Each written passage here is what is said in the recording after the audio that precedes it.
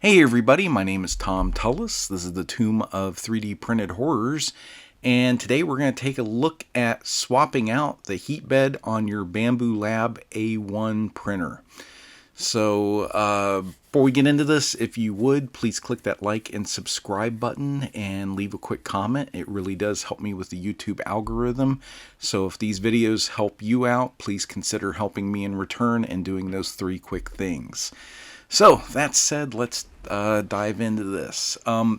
Before we get started, one thing that is going to possibly cause confusion for people is the different types of screws involved. I know Bambu did not cover this on their video, so that's one of the reasons I wanted to make this video, is just put in a few extra tips and tricks and stuff to make this go as smoothly as possible for you. But if you get screws mixed up or anything during this process, these are the three types of screws we're going to be dealing with.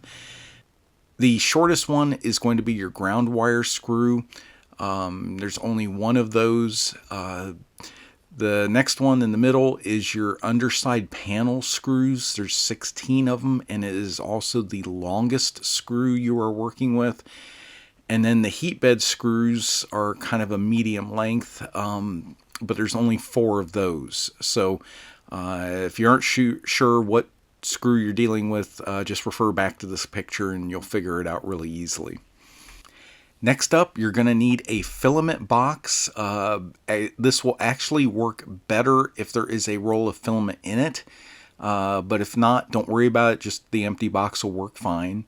You're going to need a small tray to put screws in, a roll of electrical tape, and then finally the large hex key that came with the printer.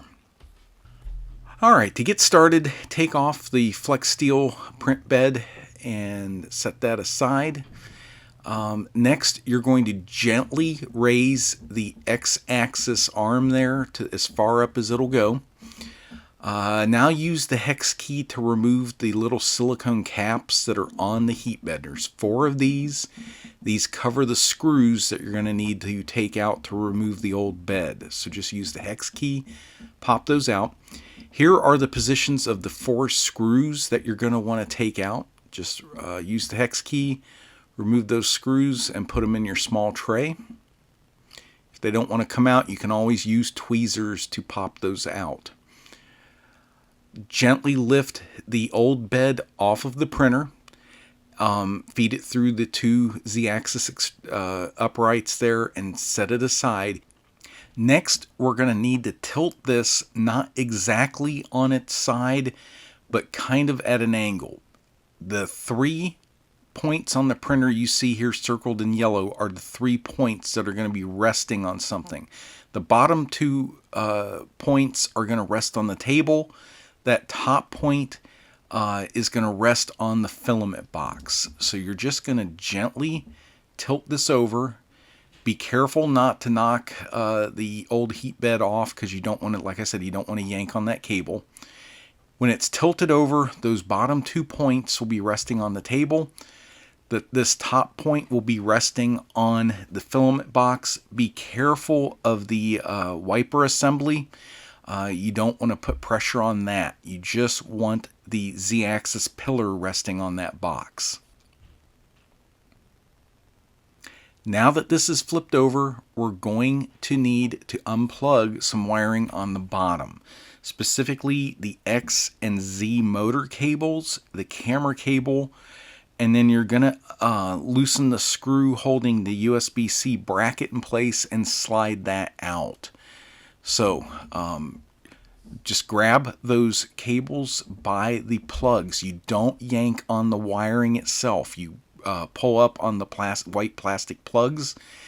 If you need to, just get a fingernail under their lip and they will come up. Once that's done, loosen the screw on the USB assembly here, slide it back, and gently set it aside. The screw does not pop out completely. You just need to loosen it, and it'll be fine. Okay, next up, we're going to remove these 6 screws that hold the rear access panel in place. just take those out. Be careful of that USB-C bracket and wiring. You don't want to tug on that or anything while you're doing this. So just be aware of where that's at. But take these 6 screws out, set them aside in the tray you have, and then you're going to gently pop off that rear access panel. Just set it aside. Next up, you've got 10 screws to remove, 4 in the front, 4 in the back, 2 in the middle. Just take those screws out, set them aside with your other screws, and then you're going to gently pull off that lower cover. This one may work a little harder because there could be some silicone adhesive in there at certain positions is holding it into place, but just gently pry it up. Don't force it, and just work it at each corner and just pop it away there. Again, being careful of that USB-C bracket there. But just take your time. It will pop off, and then just set that aside. It's time to remove the wiring for the old heat bed. We'll show you this in a close-up here. The top white plug is your signal wiring coming in from the heat bed. You're going to need to pull that plug straight up. That will allow you better access to the 2 power cables for it. And you're seeing that here with the middle and lower arrows, the white wire and the black wire. Those have clear plastic sleeves over the spade connectors. Now, don't just yank these up. Down on the spade connector is a little tongue that sticks up. You need to squeeze the spade connector from both sides before you pull up. What this tongue does is this little bump here down halfway down is actually engaging with a small hole on the spade connector, and that's what keeps it in place. So when you grip the spade connector, you need to squeeze on both sides and then pull up, and that'll disengage that small retaining bump. Okay, so going in here, I'm going to pull out the signal wire plug. Sorry, my hand's blocking that a little bit, but there's no good way to film this. But just pull straight up on that plug and then just set it aside. And now I'm going to squeeze those spade connectors like I showed you in the still pictures, and just pull straight up on those. And those will come out easily. Just squeeze both sides of them and pull straight up. Now for that signal wire, it has a piece of tape holding it in place. What it does is that wire wraps around a screw post, and you don't want the wire getting crushed when the cover is put on. So you're going to need to use some tweezers here, pull that tape loose, and that way that wire can get pulled up. And there's a little bit of silicone adhesive on it. Just pull straight up. And finally, we need to disconnect the ground wire for the bed. Just go in and remove that small black screw that holds it to the frame. Take that out, set the screw aside, and pull that wire free.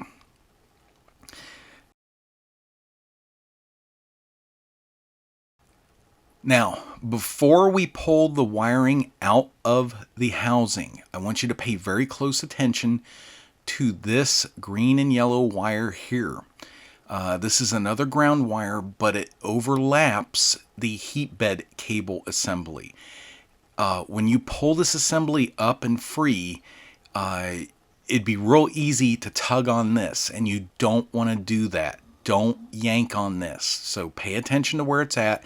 Pay attention to what you're grabbing and the next step so you don't damage this wire, but pay attention to this. Now, what you're seeing here is a close-up of the heat bed cable, how it contacts the base.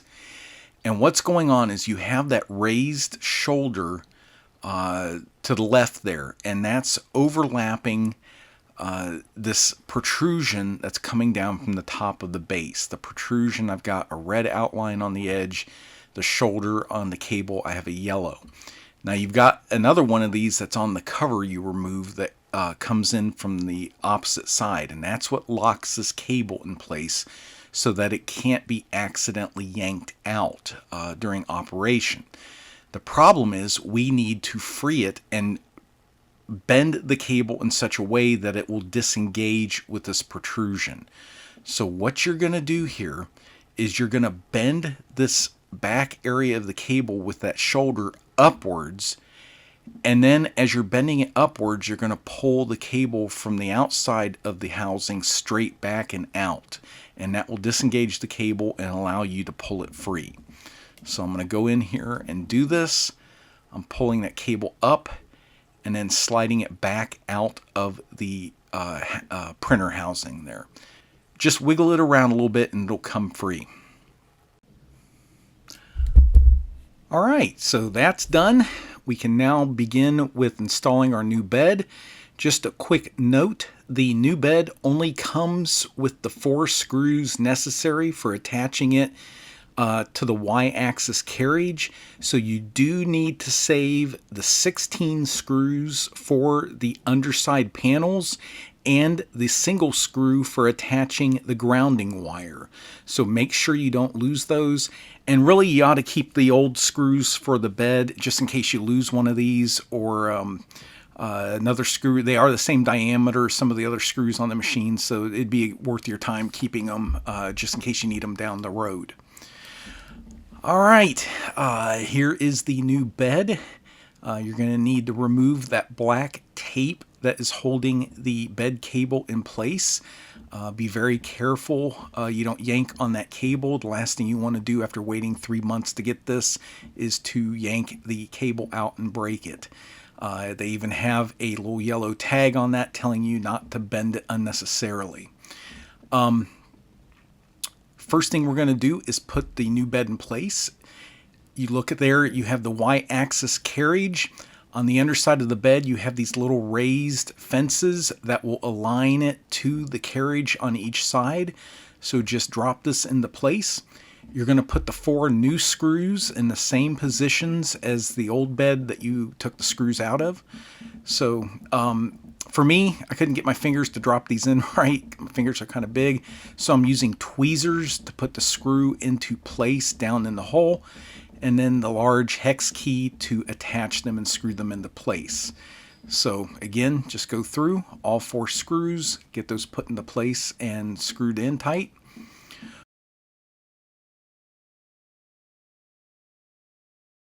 Once these are in place, you're going to need to put the silicone screw caps back in. Just pressure fit those in with your thumb, push those in, and you are done. Now we're going to flip the printer back over on its side, just like I showed you earlier in the video. And we're going to route the end of the new cable into the back of the machine. Don't force it. It's going to be easier to put the 2 spade connectors in first, and then that larger white connector will follow, but they can't all fit through that opening all at the same time. So just push those in. Be very gentle with this. Like I said, the last thing you want to do is screw this, the wiring up on this after waiting so long to get your replacement. But get them in. Be gentle. Once they're in, you want to make sure that cable is not corkscrewed like a pig's tail going from the bed to the back of the machine. It should just make a gentle U shape like what you're seeing there. It should not have any twist or curves to it. If it does, now's the time to fix that.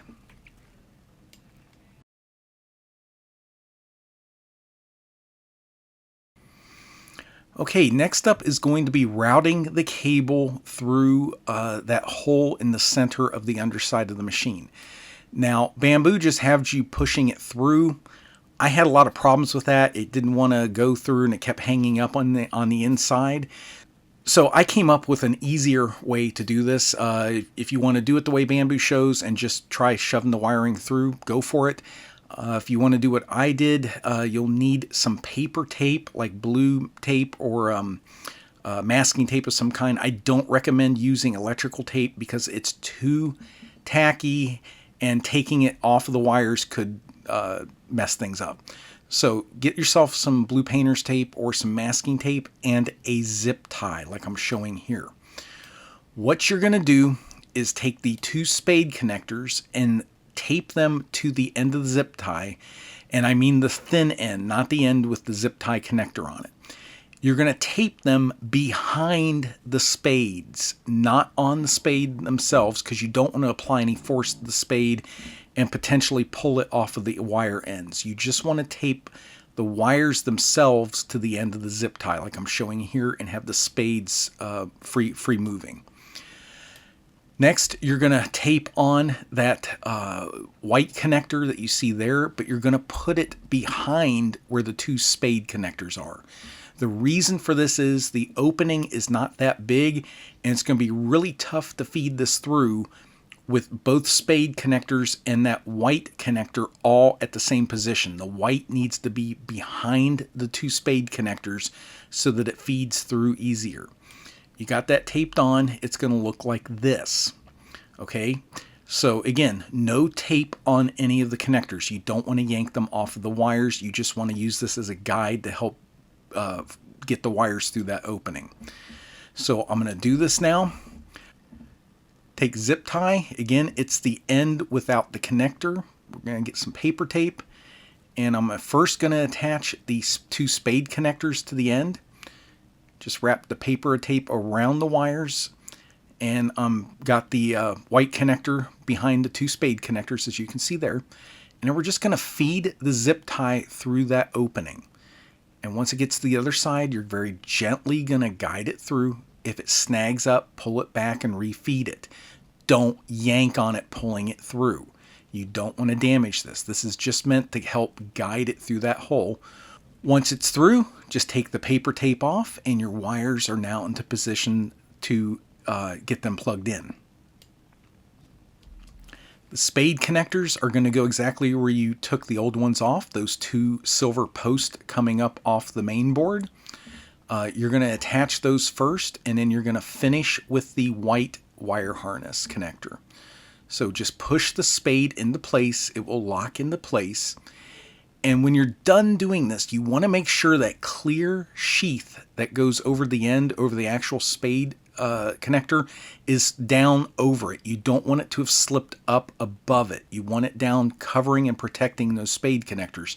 What those do is prevent a short circuit occurring if anything gets down in there and touches between them. They're an insulator.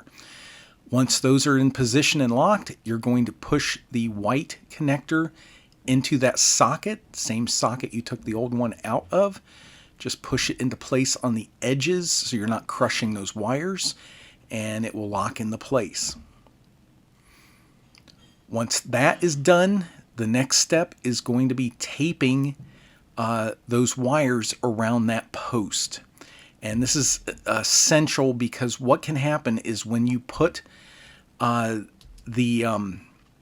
cover back in place, if those wires are free floating, they can get crushed by the cover or sandwiched between the two screw posts that are there. The one you see there and the one that's on the cover, and they get crushed, it will ruin them. So you need to make sure that you can either use the tape that came with the printer or with the replacement bed, or you can use electrical tape. But this wiring needs to be taped like I'm showing you here. It needs to be taped against that wall so it can't come up over that post that the screw goes into. This is essential that you do this, and you are also going to need to take a picture of this for Bambu Lab in order to get your voucher for the Bambu Lab store. If you don't send them a picture of this, you will not get your voucher from Bambu Lab as part of this recall. So what you want to take a photo of is take a picture like this that shows the two spade connectors in place, the white wire harness connector in place, and then the black tape holding those wires down below the top level of that white post for the screw. Your photo should look like this. If it does, and it shows everything into position correctly, it's what Bambu Lab is looking for. You're going to have add this and 2 additional photos to your support ticket in order to get your voucher. Next up, we're going to reconnect the ground cable. Again, you're going to need to reuse the screw that you took out from when you disconnected the old bed. It's the short screw. If you aren't sure which one it is, refer back to the beginning of the video where I showed the different screws that are used on this. But just put that terminal back in place, touching the metal that's on the housing, and put the screw in and just tighten that up. Once this is done, again, you're going to need to take a photo You will not get your voucher without taking this photo, but what they want to see is they want to make sure you have properly grounded the print bed. So it should look like this. Your ground wire should be in position, screwed in place, and just get a photo that shows what I'm showing you here and you'll be fine. This will need to be added to your support ticket as well. Next up, we're going to put the front bottom plate back into position. Make sure those wires I'm showing there are back in that recess so they are not getting pinched or crushed. So hold them back in the recess as you put that plate into position. Double check your tape down below for the wiring harness that you had applied. Make sure it hasn't released it. And then if both things are in the right position, go ahead and snap this bottom plate into position. Once that is done, replace all 10 screws that you took out originally. You will need to reuse the ones that you took out because Bambu Lab does not send you new screws for these bottom plates. So I'm just going to fast forward this. I'm going to get all 10 screws in and then we'll proceed from there. Alright, this is a little bit out of order with what Bambu Lab has you do. I'm going to have you go ahead and push this USB-C connector back into position just because I don't want it dangling and potentially getting damaged. Once it is in position and slid into the connector, you want to tighten this lock screw back up. Once you have tightened that screw, you can go ahead and plug the camera and the two motor wire harnesses plugs back into position. Everything is color coded. Just push those in. Don't push on the wires. Don't crush those wires. Just use your fingernail to push on the edges of the white connectors. Go ahead and get those into position. Lock those in. And you're good. Now, this little slot right here is what wraps around the back of the cable that you just installed and holds it in place. Okay, before you do this, I need to make this crystal clear how this is going to work with the cable. While you're inserting the bottom plate into position, you need to be applying pressure on the outside of the cable, pushing it into the back of the casing. This is essential for it to get locked into the correct position. You want that white overmolded T-shaped shoulder that I'm showing here pushed in as far as it will go. This is essential to lock it into place. The reason for this is you have this protrusion on the bottom plate that you're replacing.